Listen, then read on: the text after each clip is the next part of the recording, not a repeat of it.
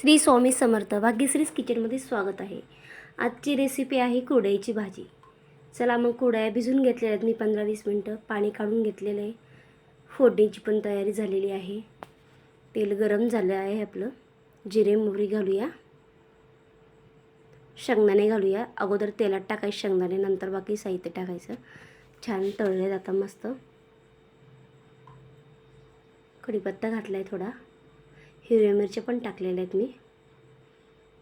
तुम्हाला लाल आवडत असलं लाल तिखट टाकलं तरी चालतं, पण इथे मी हिरवी मिरचीचा वापर केलेला आहे।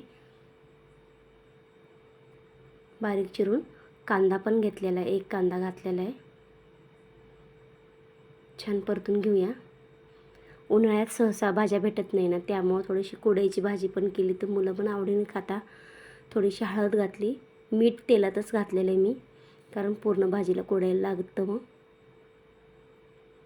बघा पाणी पण निचरले गेले आपले, काढून घेतलं होतं तर एकदम मोकळे झालेल्या आहेत कुरडया। छान परतून घेऊया आपण त्याला। खूप मस्त लागते कुरडईची भाजी, नक्की करून बघा तुम्ही अशा।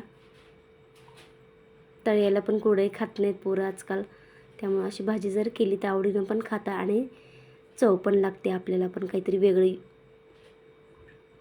वरतून भरपूर कोथिंबीर घातलेली मी।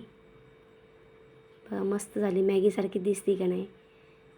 मुलांसाठी भाजी किंवा मॅगी म्हणले तरी चालतं। नक्की करून बघा, कमेंटमध्ये सांगा कशी झाली आहे ते।